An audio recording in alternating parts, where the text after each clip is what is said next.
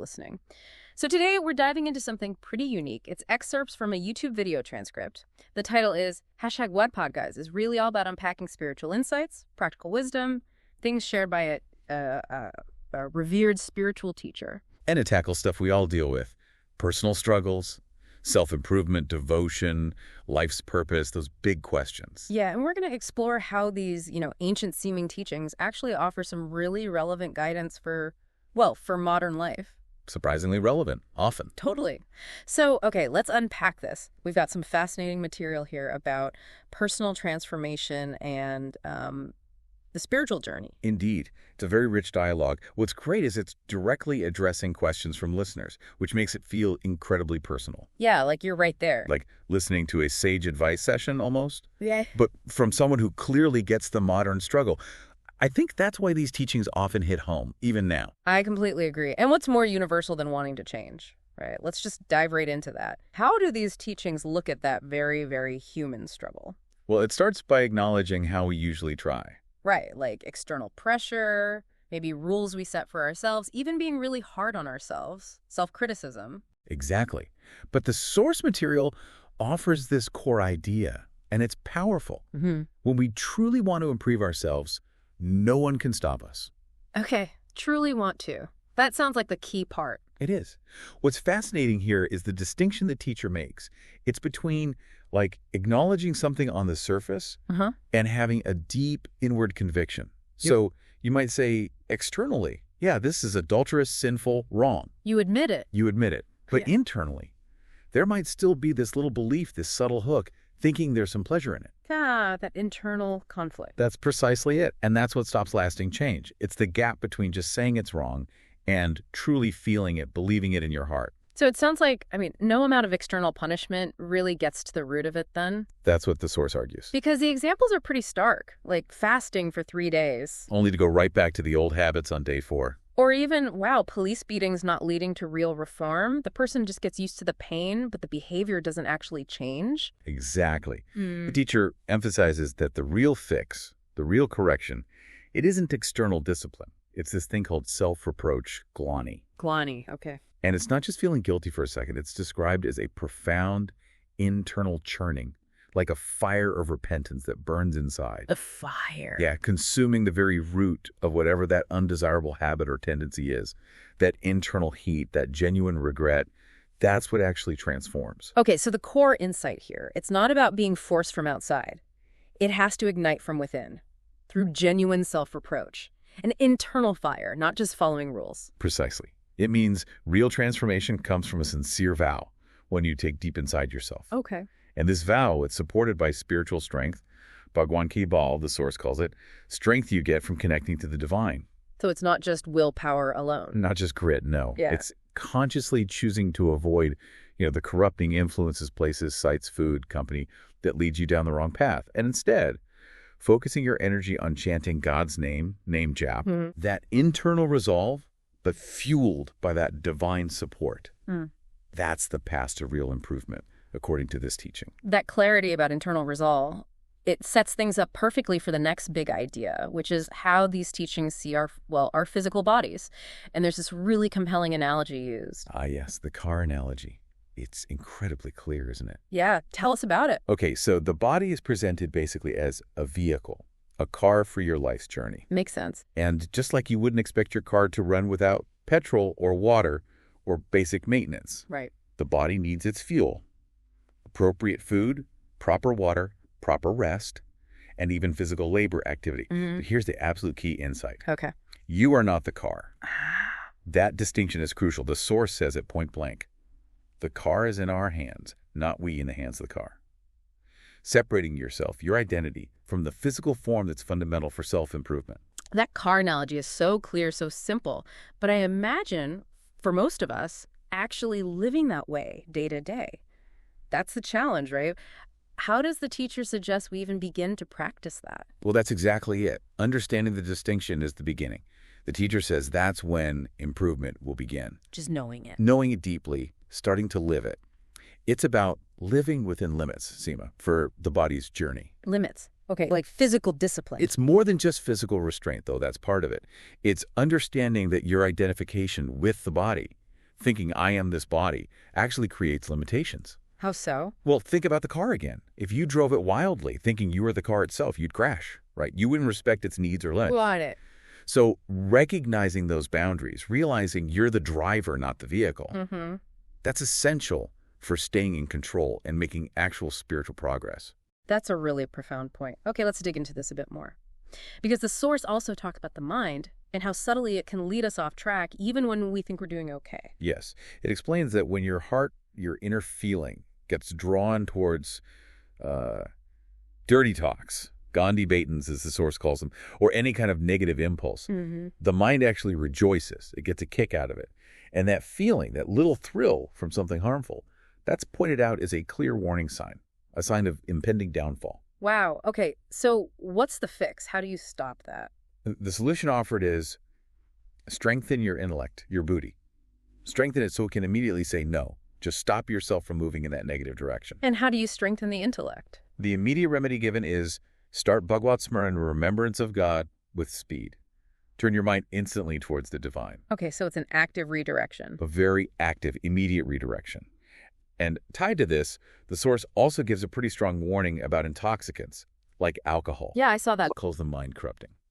And it sort of laments how people can destroy their lives in vain entertainment. Instead of living for higher purposes, for your country, society, for God. It's really about recognizing where you're investing your most precious resources, your life, your consciousness. Don't waste it on things that pull you down. This section really seems to hammer home one point. Yeah. Your mind isn't automatically your friend, is it? Not always, no. Yeah. Especially the lower impulses. Right. The real compass isn't just what feels good or exciting in the moment. It's a strengthened intellect, that Buddhi, that has to, ruthlessly redirect your energy towards something higher. Precisely. It's framed as an internal battle, really.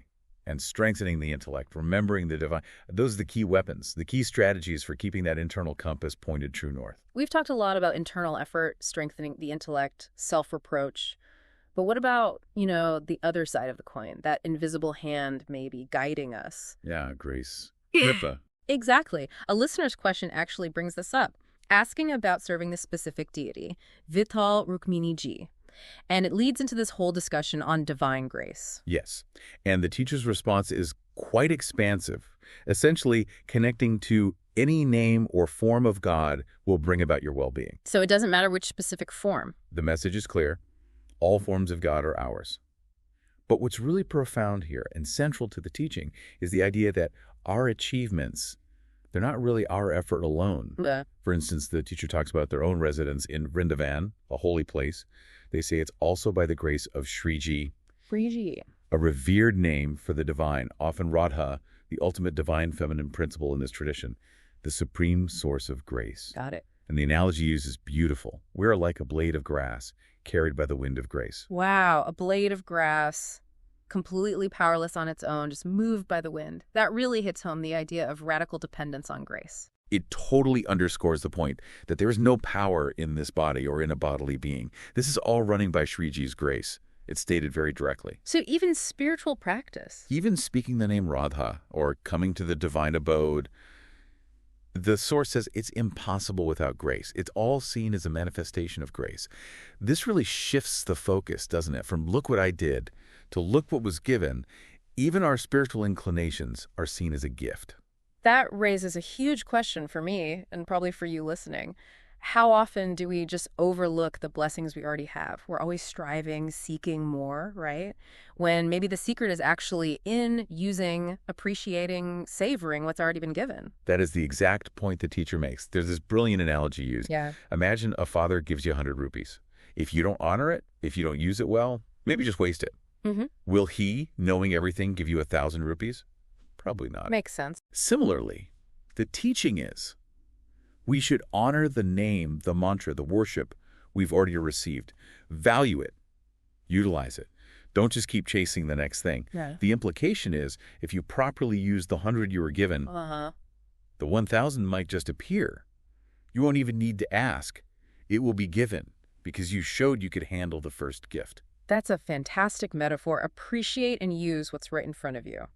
And speaking of guidance and gifts, another listener, Gagan Pandey G, asks about the name Radha being the answer and the power of Sharanagati. I read her. Right, Sharanagati, complete surrender. And the teacher affirms the beauty of that understanding. But then they discuss the guru's role, especially regarding mantra initiation. Okay. It's stressed that initiation, giving a mantra, should only be for those whose real stated objective is to attain God. Why so strict? Because otherwise, using that sacred energy, that mantra, for other purposes, it's considered an offense, a misuse, a disrespect. And the warning that follows is quite serious.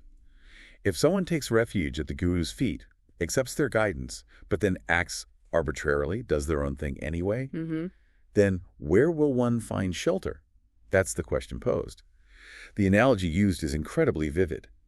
If a person burnt by fire goes to water for relief, but the water itself catches fire, what then? Whoa, that's intense. The very source of refuge becomes dangerous if you defy it. It illustrates the grave danger, the precariousness of disobeying the very source you've sought out for healing and protection.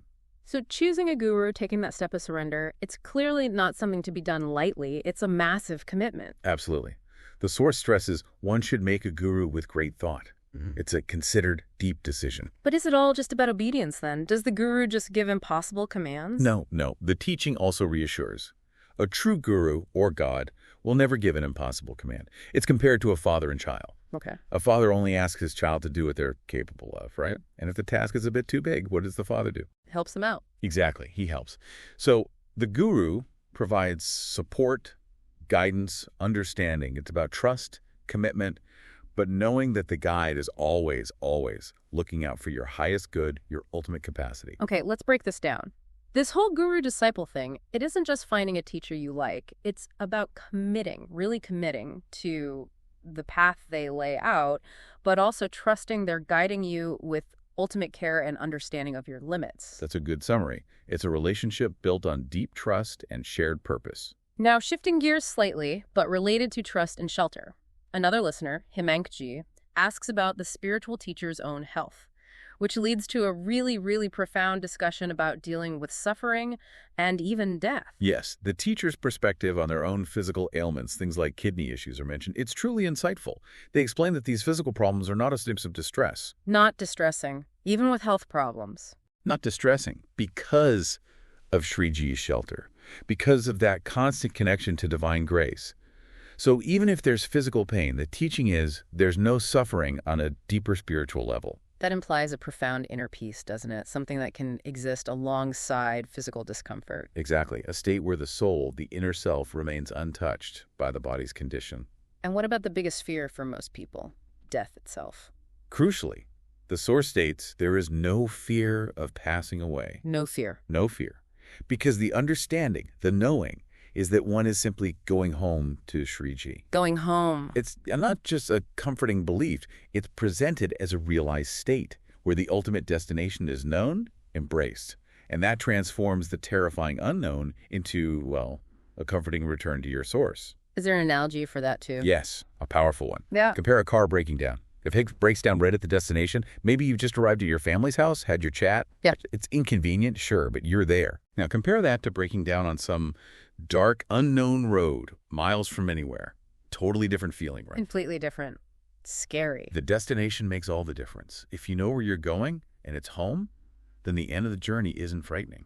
What a perspective shift. It's really about how that deep spiritual connection can utterly transform our experience, not just of pain, but even of death itself, turning fear into a sense of homecoming. Precisely. It highlights that true solace in suffering comes from that spiritual shelter, not necessarily from the absence of the physical pain itself. That's truly transformative. Okay, now, another listener, Shruti Sharmaji, actually makes a plea. She asks for a scolding, which, interestingly, brings us right back to that earlier point about self-correction versus external fixes. Right. And the teacher gently reiterates the point. External scolding. It won't really work for the mind in the long run. It improves through internal self-reproach, through that Glonny we talked about. So no scolding then, but what about grace? The listener might be asking for a graceful glance or a Kripa drishti. But the teacher reframes that too. True Kripa drishti isn't necessarily an external look from the divine or the guru. It's more about our ability, empowered by grace, to move away from ungrace. Move away from ungrace. What is ungrace in this context? It's identified very specifically. Attachment to the body, thinking I am this body. Okay. Seeking pleasure primarily in bodily enjoyments, and having excessive affection for bodily relations, identifying too strongly with those connections.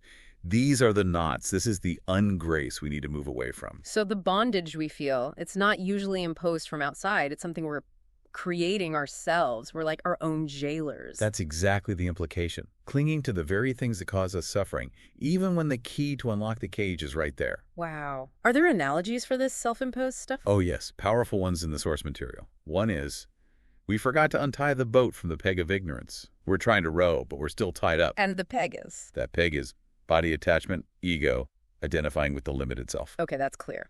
Any others? Another one is even more vivid, almost blunt. Imagine carrying a foul-smelling object under your arm. Okay, unpleasant. And then asking everyone else, hey, can you get rid of this smell? Right, you can't. You have to throw the object away yourself. Nobody else can do that for you. That's incredibly direct, that analogy. The foul-smelling object you're carrying yourself. It's almost funny, but it really makes you think, doesn't it? How often do we complain about the smell of our own attachment? It really hammers home personal responsibility. The teaching is crystal clear. You lift yourself by yourself. Yeah. Why? Because this bondage is yours. You have held on to it. So the grace is there, the help is there, but we have to do the letting go. Exactly. The grace of God, the saints, the scriptures, it's presented as already being upon us, like sunshine. But we have to do the work of untying our boat, of throwing away that smelly object. We have to release our own attachments. Grace provides the light and the strength, but the action of letting go, that's ours. That's such a crucial distinction. Grace isn't a magic wand that removes effort. It empowers the effort. We still have to untie our own boat, ditch our own bad smells. Precisely. It's a partnership in a sense. Okay. So all these insights, self-correction, the body as a vehicle, mastering the mind, grace, letting go of attachments, they seem to converge on a really profound point about how we actually see the world. Let's tackle that common struggle. Seeing faults in other people, even when we know intellectually God is in everyone. Why is it so hard? The teacher gives a very clear explanation for this. It's because our glasses of Triguna Atmika Maya are still on. Okay, the three gunas. Remind us. Right. Sataguna, the quality of goodness, purity, light. Rajaguna, passion, activity, desire. And Tamaguna, ignorance, inertia, darkness. And these are like lenses. Exactly. Like colored glasses distorting our vision. Sattva helps us see God, fosters goodness. Rajas fuels worldly desires, keeps us chasing things distracted. And tamas, that brings about negativity, violence, delusion, and specifically, darshan. Darshan. Seeing faults. That automatic tendency to pick out flaws in others, to judge, forgetting the divine spark that's also within them. So our own internal state, dominated by these gunas, is literally coloring how we perceive everyone else. It's not necessarily that they're faulty, but that we're seeing them through these foggy, conditioned lenses. That's precisely it. And importantly, the Bhagavatansh, that spark of God within us, that part is actually untouched by these gunas. It's pure. So what gets affected then? It's our antakarana, our inner instrument, our mind, intellect, ego complex that gets clouded and affected when we identify with the gunas, when we let them run the show.